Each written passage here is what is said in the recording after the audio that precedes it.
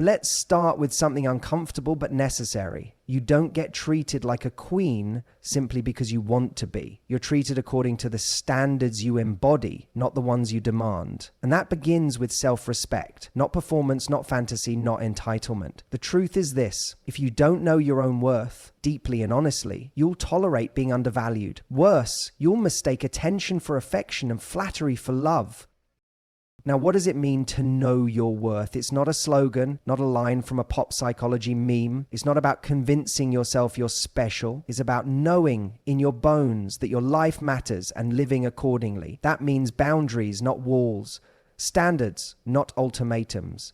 Discipline, not delusion. And that kind of self-worth isn't something you inherit, you build it. Through sacrifice, through effort, through aligning your actions with your highest values, not your lowest impulses. Here's the psychological truth. People treat you more or less as you teach them to, not by what you say, but by what you tolerate. If you're always explaining why you deserve better but keep showing up for less, then you're reinforcing the very dynamic you claim to reject. And men, especially, are not blind to this contradiction. They don't respect insecurity cloaked in attitude. They respond to earned confidence, a kind that speaks quietly but carries undeniable weight. And let's be clear, this doesn't mean being cold or arrogant. It means being anchored. It means knowing that your value isn't up for negotiation every time someone raises their voice or withholds affection. You see, when you truly respect yourself, you don't chase validation. You don't need to control others' perception of you because your identity isn't hanging in the balance. That calm, that steadiness, that's what makes a woman regal. That's what makes her magnetic. The philosophical idea here is ancient. Socrates said, know thyself, not because self-acknowledge is a luxury, but because it's a moral imperative. If you don't know who you are, you'll become whatever the moment requires. Pliable, reactive, dependent. And love, real love, cannot thrive in that kind of instability because love isn't just about emotion. It's about recognition of the good, the true, the strong in another. If you want to be seen as a queen, then become someone worth recognizing. And that means confronting your own chaos, your own vanity, your own self-betrayal. It means cleaning up your emotional house before inviting someone else to live in it. There's also a hard truth for many women. Too often they expect men to give what they haven't first given themselves. They want loyalty without self-discipline, devotion without self-awareness, protection without personal responsibility. And that asymmetry never lasts. Because a high-value man, a man with purpose, direction, and integrity, he doesn't attach himself to chaos. He commits to clarity, to virtue. And if he doesn't see it in you, he won't offer it to you. So this is where it starts. Not with finding the right man, but with becoming the right woman. Not with demanding royal treatment, but with embodying royal character. That's the paradox. When you stop chasing status and start building substance, the respect you're looking for begins to show up. Not because you yelled louder, but because you stood taller. Because at the end of the day, how you treat yourself sets the tone for how the world treats you. And no crown will ever compensate for a lack of character underneath it. Respect begins where entitlement ends. We have this strange cultural idea circulating now that if you want something in a relationship, all you have to do is ask for it, or worse, expect it.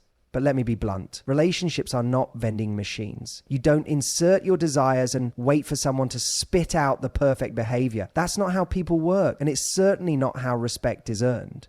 Respect, especially from a man of substance, is rarely granted to those who demand it. It's granted to those who embody the very values they wish to see in others.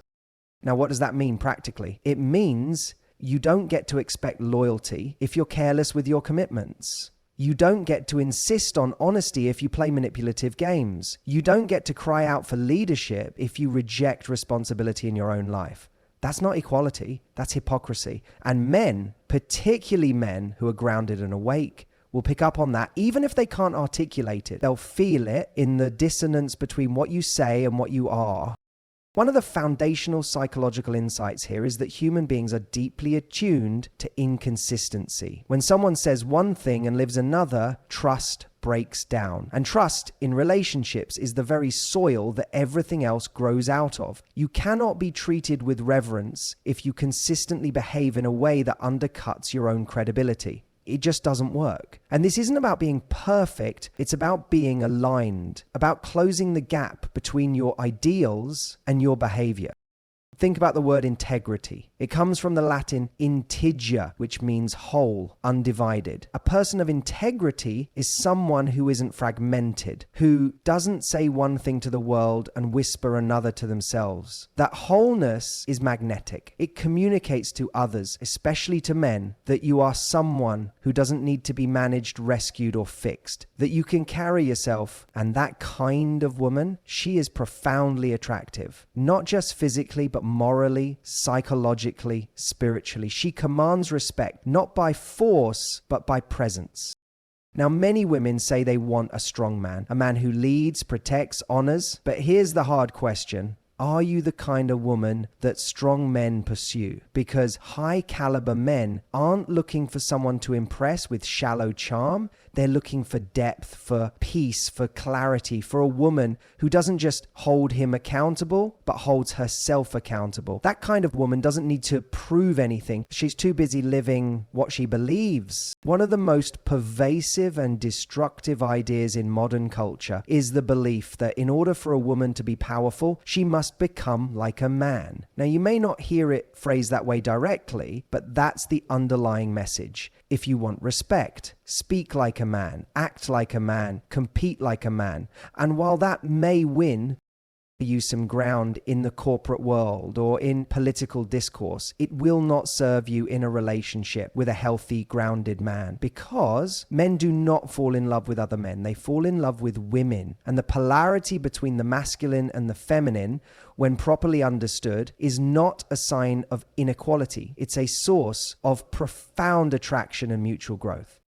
There's a biological, psychological, even mythological reason for this. Masculinity and femininity are not just social constructs. They're archetypal realities. The masculine seeks direction, order, and conquest. The feminine embodies chaos, creativity, and nurture. And while the masculine builds the structure, it is the feminine that brings it to life. They are not enemies. They are complementary forces, yin and yang. Destroying that polarity doesn't bring harmony.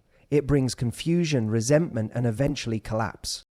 Here's what often happens. A woman, in an attempt to protect herself or to gain leverage in the relationship, starts to act out of masculine energy. She becomes combative instead of cooperative. She leads with dominance instead of presence. She demands instead of inspires. And initially, she might feel powerful. But over time, the relationship suffers, because now you have two people competing for the same role. And a healthy man, especially one who is truly masculine, will not stay in that dynamic for long.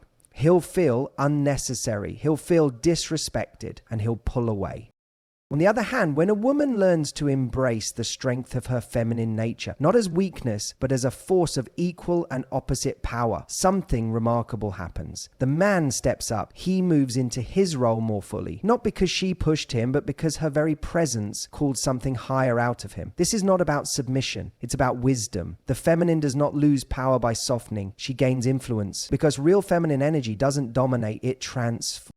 There's also a psychological layer here that's often missed. When a woman is in her masculine energy all the time, especially in relationships, it's usually because she doesn't trust anyone else to lead. Maybe she's been hurt, maybe she's been abandoned. So she puts on armor. But that armor, while it may protect her from vulnerability, also isolates her from intimacy. And without intimacy, there can be no real love, just transactional coexistence. If you want to be treated like a queen, you have to understand what kingdom you're ruling and how. Queens don't roar like warriors in the throne room. They don't belittle the king to feel tall. They don't try to outdo him, outmaneuver him, or emasculate him. They influence through grace, through discernment, through strength of presence. That's what evokes the best in a man. Not competition, but co-creation. And this isn't about returning to some outdated model of gender roles. This is about psychological balance. It's about knowing when to lead and when to let go, when to stand firm and when to yield. That takes emotional intelligence. It takes humility. It takes maturity. But it's what makes the difference between being admired from a distance and being cherished up close. So stop trying to win a battle that was never meant to be fought. Let go of the need to dominate. Lean into the strength of your difference. Because when you stop competing with masculinity and start complementing it, the man in front of you doesn't just see you, he feels you. And when a man truly feels a woman's feminine power, his natural instinct is not to conquer it, but to protect it. Softness with boundaries, grace with strength. That's not weakness. That's what royalty looks like. One of the most critical aspects of being treated like a queen, truly valued, truly honored, is the ability to communicate clearly and truthfully. And that sounds simple, doesn't it? But it's not. Because most people, when they think they're being honest, are really just being emotional. They're reacting. They're venting. They're weaponizing their feelings instead of translating them into something that can be understood, respected, and responded to. Now, I'm not saying that emotion has no place in communication. It absolutely does. It gives color and depth to what you're expressing. But emotion, unfiltered by thought, becomes chaos. And chaos, when brought into a relationship without restraint, breeds confusion, not connection. You can't expect a man to honor your words if your words aren't anchored in clarity. You can't expect him to meet your needs if you haven't articulated them in a way that he can actually understand. And here's where the psychology gets interesting. Men, generally speaking, are wired to solve problems and respond to structure. That's not a criticism or a stereotype. It's a pattern observed over and over again in developmental psychology, neurobiology, and even cross-cultural studies. So when a woman speaks in circles, when she assumes that he should just know what she's feeling, or when she drops hints expecting them to be interpreted accurately, she's not communicating. She's setting him up to fail. And failure over time breeds disconnection and resentment on both sides. Speaking truthfully isn't about being harsh. It's about being responsible. Responsible for your own inner experience and for how you deliver it. When you know what you feel, why you feel it, and what you need, and when you can convey that without blame, without drama, without manipulation, you earn a kind of respect that no amount of emotional pressure can produce. There's an uncomfortable truth that many people don't want to face, especially in the age of instant gratification and social media validation. You cannot inspire deep love if you are emotionally entitled. Entitlement is the death of gratitude. And gratitude, real, embodied gratitude, is the foundation of any lasting, meaningful relationship. When you expect someone to give, to serve, to show up for you, and yet offer little appreciation in return, what you're really doing is draining the emotional bank account of the relationship without making any deposits. Eventually, it goes bankrupt.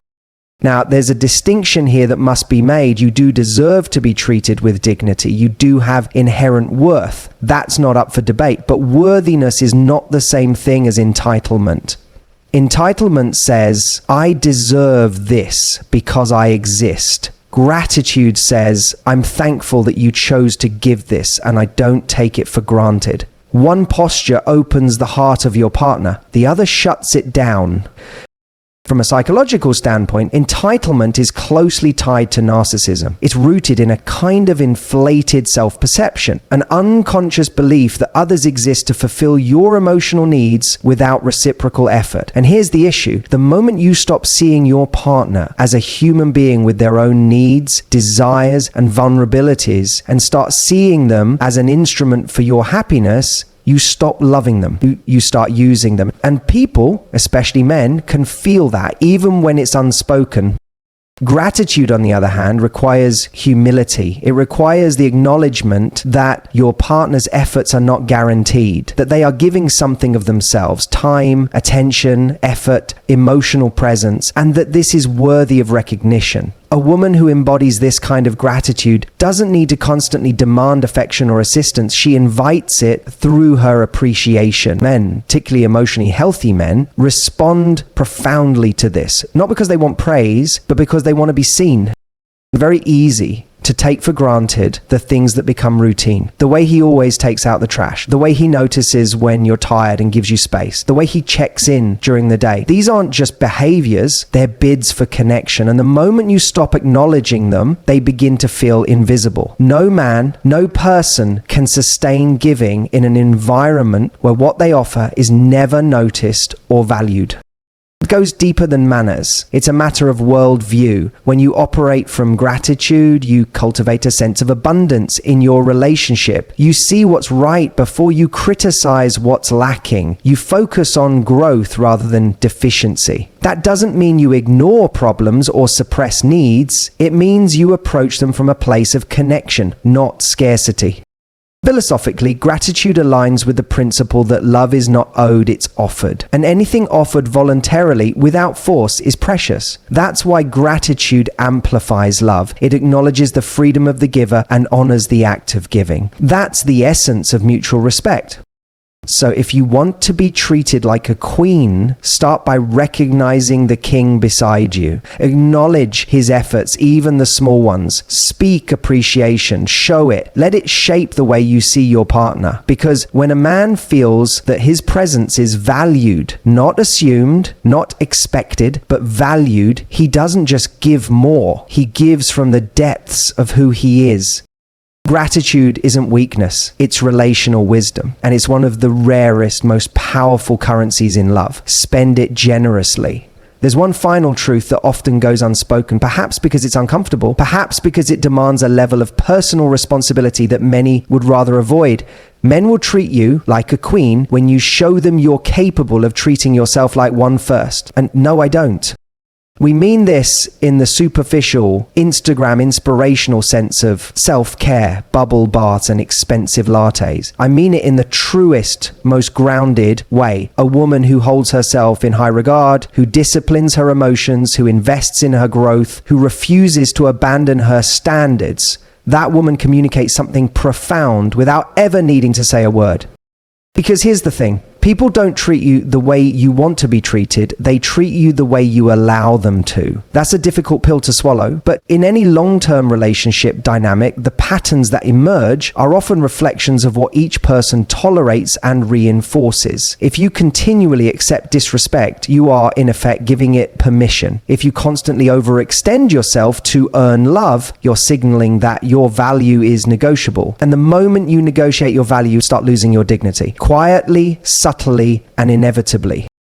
Now, self-respect is not arrogance, it's not ego, it's the internal conviction that your time, your energy, your presence, these things matter, that they're not available to just anyone at any time under any condition. And that belief is what sets the standard for how others interact with you. A woman who carries herself with self-respect doesn't need to issue ultimatums. She doesn't need to perform or persuade or plead. Her presence is the boundary, and men, especially strong, grounded men, sense that, and they rise to meet it. This principle is rooted not only in psychology, but also in philosophy. The great existential thinkers, from Kierkegaard to Nietzsche to Frankl, emphasized that human beings must take responsibility for their own being. That means knowing what you stand for, knowing what you're building, and refusing to abandon that path for the comfort of someone else's approval. A woman who lives by those values becomes magnetic, not because she's playing a role, but because she embodies purpose. And it's important to understand that self-respect isn't just about big decisions. It shows up in the details, how you speak about yourself, how you handle rejection, how you respond when your boundaries are tested. Do you fold? Do you shrink? Or do you maintain your center calmly and firmly without resentment? Because how you show up in those moments is what teaches people how to treat you. This also speaks to the idea of earned love, not in the sense that you have to hustle or prove yourself to be loved, but rather that love, to be deep and enduring, must be rooted in mutual recognition of value. You don't need to demand to be treated like a queen when you carry yourself like one. It becomes the natural response. And when a man sees that you're not relying on him to give you a sense of identity or validation, he respects you more, not less. Ironically, It is often when a woman stops trying to be chosen that she becomes the one a man chooses with full intention. Not because she's withholding, but because she's whole. Because she doesn't need him, but she would choose him. And that difference changes everything.